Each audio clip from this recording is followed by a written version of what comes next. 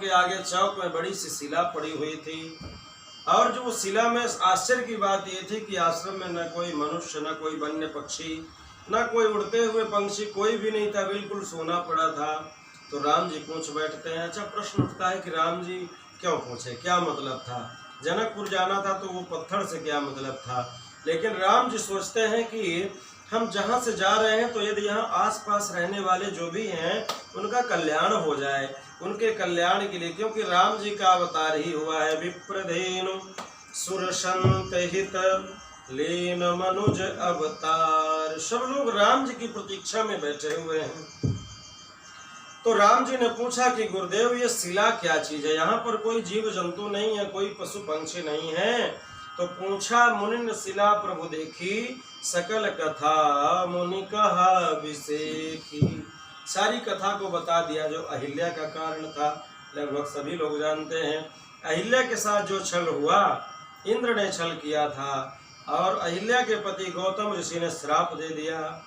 और श्राप दे दिया कि जाओ, तूने निर्लज्जता की भांति तुमने ये दुष्कर्म किया, मैं श्राप देता हूँ कि जाओ तुम शिला हो जाओ, पत्थर की तरह तुम पड़े रहो, धूप सहो, ठंडी सहो, गर्मी सहो, पड़ी रहो।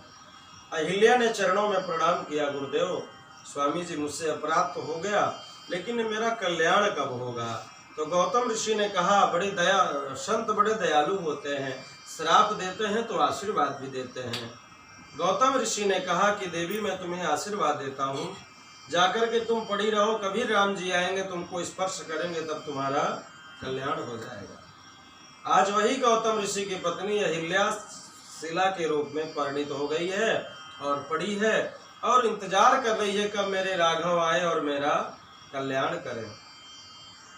गौतम नारी श्राप बस उपल दे धरि धीर, चरण कमल रज चाहती, कृपा करहु रघुवीर। हे नाथ, हे रघुवीर, ये तुम्हारे चरण रज को चाहती हैं, यदि तुम्हारी चरण रज प्राप्त कर लेंगी तो इनका भी जीवन धन्य हो जाएगा। राम जी ने कहा, गुरुदेव आपकी आज्ञा सिरोधार्य है, लेकिन सबसे बड़ी समस्या है। बोले कौन समस्या है, क्या बात है?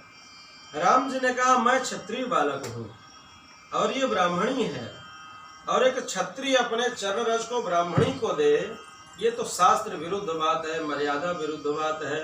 इसलिए गुरुदेव वो तो सब ठीक है, लेकिन मैं कैसे अपना चरण रज प्रदान कर दूं?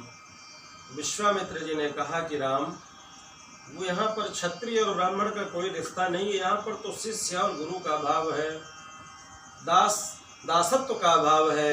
इसलिए जो ये चाहती है इसको आप प्रदान करो, इसमें कोई दोष नहीं लगता है और सही भी बात है। विश्वामित्र जी ने कहा कि मान लो इस दवाई के रूप में आपके चरण रज की जरूरत इनको है तो देने में कोई अपराध नहीं लगता है। उदाहरण के लिए एक दृष्टांत और आपसे निवेदन करूं। एक बार कन्हैया की पत्नियां हैं, कितनी पत्नियां हैं टोटल? 16,108 रानियां हैं। तो भगवान कन्हैया ने विचार किया कि सबसे ज्यादा करंट मारेगा, आपको निकालिए, दोनों निकालिए, हाँ बस हो गया। बोलिए भक्तवत्सल भगवान की। ऐसा कभी भूल के गलती मत करिएगा, नहीं तो समस्या हो जाएगी। तो कन्हैया ने विचार किया कि देखूं सबसे ज्यादा मेरी पत्नी कौन मुझको मानती है। तो कन्हैया ने एक नाटक रखा। कौन सा नाटक रचा? कन्हैया ने आज अचानक लेटे लेटे एक सेवक को बुलाया और बुला करके कहा, आज मेरे पेट में दर्द हो रहा है। तो सेवक ने कहा, भाई जब कन्हैया के पेट में दर्द है तो डॉक्टरों को बुलाया गया, आयुर्वेदाचार्यों को बुलाया गया, सभी को बुलाए, लेकिन जब दर्द हो तब तो ठीक हो। लोग गांव में कहते हैं ना कि रोने वाले को मनाया जाता है, जो रोने का ढोंग करे उसको कैसे मनाओगे? इसको नहीं मना सकते। तो उनको दर्द होने का ढोंग है तो कैसे ठीक हो पाएगा? लास्ट में जब सब हार गए तो सेवकों ने पूछा, प्रभु आपका दर्द कैसे हो ठीक होगा? आप ही बताओ, जो दवा बताओ वो हम लोग व्यवस्था करें। कन्हैया ने कहा कि जितनी मेरी रानियां हैं, यदि इन रानियों में से कोई एक रानी अपने चरण का रज मुझे खिला दे तो मेरा पेट का दर्द ठीक हो जाएगा।